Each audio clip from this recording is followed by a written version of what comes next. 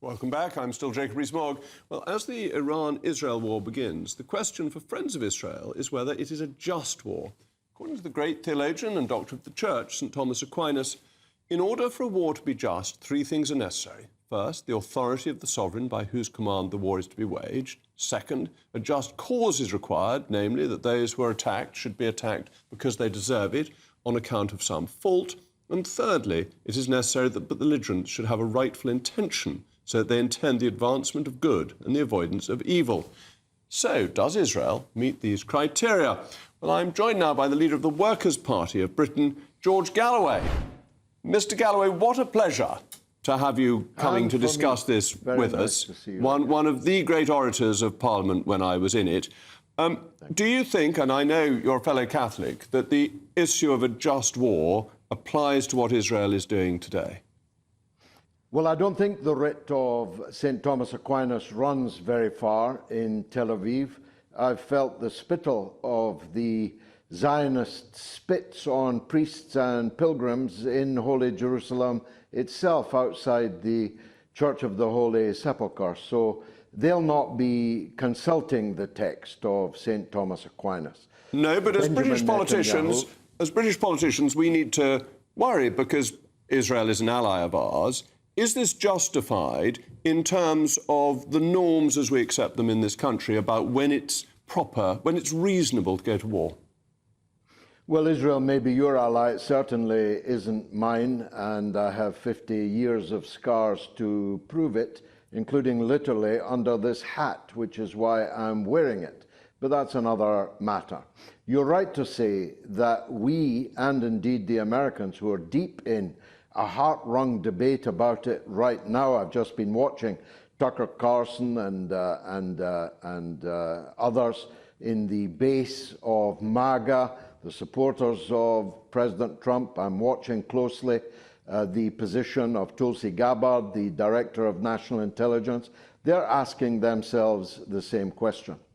The answer was given earlier today by the mayor of Tel Aviv, a former head of intelligence in the Israeli armed forces, who said that we cannot win this war and must get out of it as quickly as possible. He said that Tel Aviv cannot take the punishment that it is receiving now every single night, and this is going to be the worst night of the war to have been in the shelters in Tel Aviv. So whether or not Netanyahu had any reason other than saving his own political skin to launch this sneak attack, this Pearl Harbor sneak attack on Tehran, and international law says that he had no right to do so, but whether he thought he had a good case or not, it's indisputably true that Israel has bitten off more than it can chew. And I think by the time the overnight pictures start coming in, although it's now been criminalized to take pictures of the damage, and only foreigners are being allowed to leave Tel Aviv airport, the truth will out, of course, and it's quite likely that a terrible vengeance will have been wrought. Just to interrupt momentarily, because you say the truth will out, but we're not getting any truth out of Iran, are we? There are no independent journalists in Iran. Iran controls its media completely. So at least from Israel, we know what is happening, that information is flowing out. But from Iran, we don't really know how successful these attacks have been. Well, we don't know in both cases, because you say independent journalists are there, but their work, as they tell us, is heavily censored. And pictures and footage is placed under military censorship. That's the reality in both countries. But I don't know if you're aware, but the television station, I mean, it's not a good night to be in a television station in this war. Television station in Tehran was bombed late this afternoon.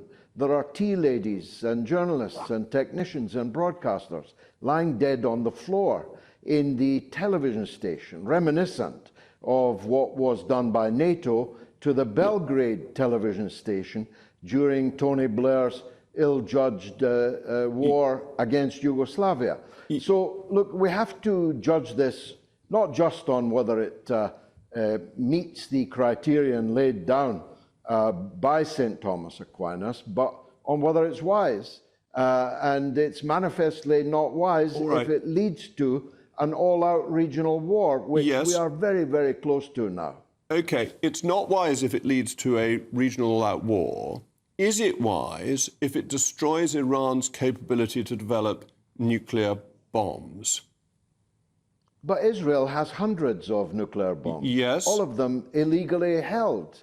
But that's a separate question. Well, it's not that's really separate question. Is it? Is the world a safer place? So, Jacob, it's not really separate because Iran fears, with good reason, it would seem, attack from Israel, which is nuclear armed and illegally nuclear armed, subject to no NPT, no inspection, no agency has ever been allowed to set foot in Israel's nuclear armory. So how can Israel have hundreds of nuclear weapons, but Iran should be pulverized for fear that it will have one?